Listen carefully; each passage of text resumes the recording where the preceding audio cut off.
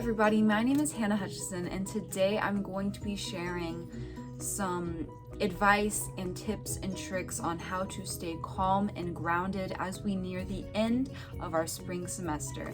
We're nearing it. We're definitely nearing it, and I know a lot of us are ready for the summer, but we have to keep our mental well-being in mind and keep ourselves grounded throughout this time. Even though it is close to the end, it isn't the end yet, and so we got to stick to it. And here are some things that can really come in handy to just keep yourself in a good headspace. Number one is to practice meditation.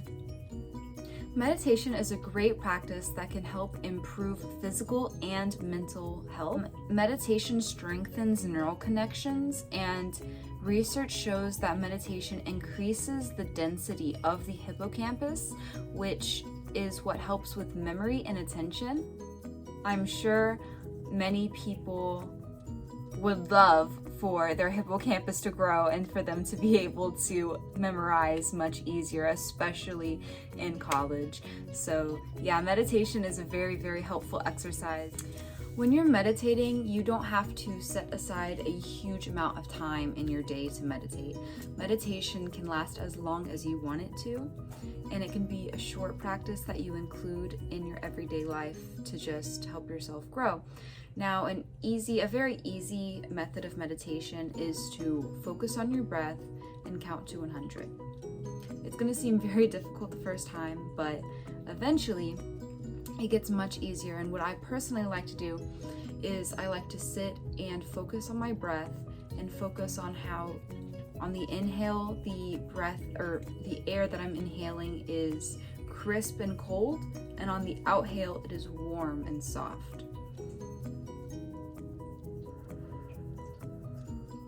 So you're just focusing on that sensation. Number two is to spend time in nature. This is something that I absolutely love to do, and I recommend it for everyone. But just sitting with nature, not doing anything else, but just observing the environment that you're in. It may seem weird to kind of be doing nothing with your time because we have a lot of things to do. We're busy people. We have all these responsibilities to uphold. But it's really important to set aside this time to do nothing. Because you're not actually doing nothing, you're uplifting your spiritual well-being, your mental well-being, your physical well-being by relaxing. So just being in nature, connecting with the planet that we live on is a very good practice to keep in your life because it can really be beneficial to you. Number three is to practice self-care. So you can practice self-care in many ways, but basically just do what is true to you. It could be doing face masks. It could be doing a hobby that you really enjoy. Just taking time to do something that you care about and you enjoy instead of just studying, going to work, doing paperwork, going to sleep. Do something for you.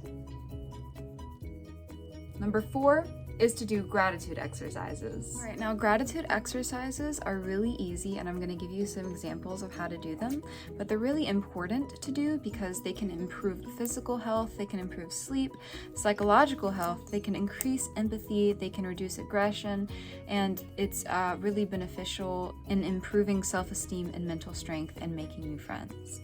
Now, gratitude exercises can be an everyday thing that you have, or it can be maybe just a weekend thing. It depends on what you want to do and how your schedule is looking. But some easy gratitude exercises could be journaling about what you're grateful for. It could be writing down on little pieces of paper whenever you find yourself grateful about something. You write what you're grateful about down and putting it in a jar. A really easy one that a lot of people have done have been to make a gratitude tree. This is normally for children, but it's just as useful as an adult to write things that you're grateful for on little pieces of paper that look like leaves and to put them up on a wooden stick into like a tree. That can be a really cool artsy project if you're into that sort of thing. And number five is to practice mindfulness stretching or yoga. Okay, so yoga actually originated from Hinduism and was a Hindu practice until it was popularized by the Beatles in the United States. but it used to be more of a religious practice, and now it is seen more as a physical practice. It can be used as both, depending on what your goals and motives are. But we know that yoga is a very good thing to participate in, whether it be for your spiritual reasons or physical reasons. It can help increase flexibility, strength, and posture. The goal of yoga and mindfulness stretching practices is to quiet the mind and to have a deeper understanding of yourself in these moments, to actually sit down and be at peace with yourself. So just make sure that you're in a nice, relaxing environment when you're doing these. All right, and that concludes my short little list on things to do to balance yourself. Make sure you're taking care of yourself. Make sure you're prioritizing yourself and not other people, and not all the tasks that are clouding your life.